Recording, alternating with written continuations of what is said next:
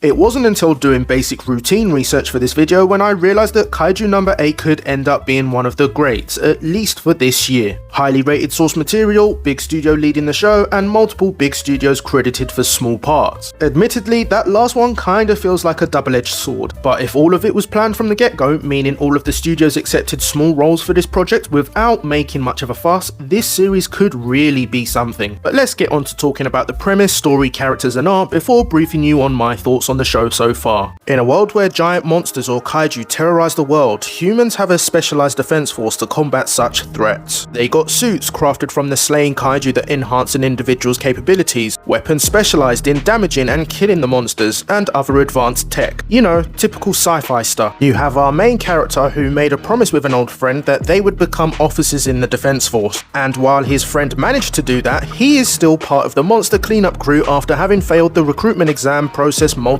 times. And boy is he punished for those failed attempts, because we need only to see one typical day at his workplace to know that that ain't it. Cleaning an entire area of giant innards is one thing, but being on giant intestines detail, where there's all kinds of acid and essentially shit that didn't get shat out by the kaiju in there? No thanks, I'd rather do OnlyFans. On one occasion with his newbie colleague who also aspires to be part of the kaiju defense force, they survive a stray kaiju attack. However, during their time in the hospital, a mini kaiju shows up and enters his body, and now he can transform into a humanoid kaiju at will. Around this time, the defense force brought the age limit for recruitment up, giving our main character one more chance to achieve his childhood dream, which, spoilers, he makes it through the first stage along with his newbie colleague. The show essentially continues on with the two navigating through the echelon of the defense force, while our main character is trying to conceal the fact that he is in fact a kaiju. Now, in my honest opinion, the first few episodes have been kinda lame. I know, kinda harsh, but I am so glad I delayed my investment into the show so that I could watch a string of episodes. Yes, you can't expect every show to come out kicking and screaming with the ball rolling from the jump. However, I just think that the little breakaways and flashbacks just leave too many road bumps. Narratively speaking, they're nothing we haven't seen before in other shows, so skipping a few of them or abridging them altogether definitely would have made the pacing a lot better in my opinion. Hopefully that will change going forward when the stakes are a lot higher, but just in case, I'll be reading ahead with the manga, where the aspects I'm complaining about will be a non-issue. Kafka Hibino, our veteran kaiju carcass deep cleaner. He's kinda got generic main character personality. He's stupid, a screw up, but he's got a heart of gold. Sort of. Reno Ichikawa reminds me of a more human version of Genos. No, he doesn't follow Kafka because, well, he's kinda ordinary, but he feels grateful for helping him through his first day at the shitty cleanup job and also saving his life. Even after effectively returning the favor, being the first to notice he's now a kaiju, his first thought after "please don't kill me" reaction is to help him rather than abandon him. So as I'm going through the story, I'm kinda hoping the first main character that isn't the titular character doesn't later get sidelined,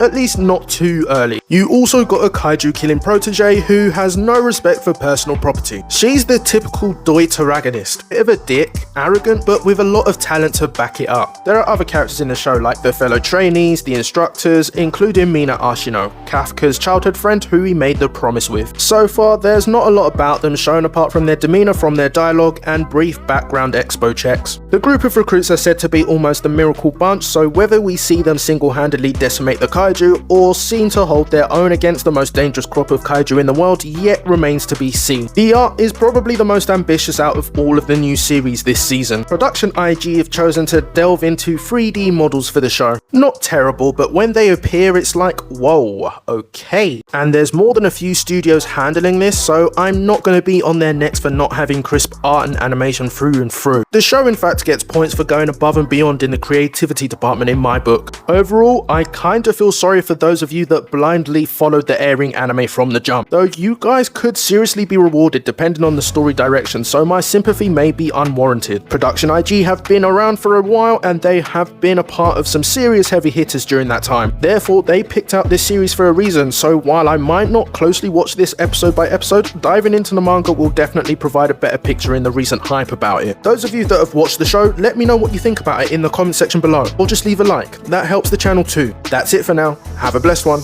See ya.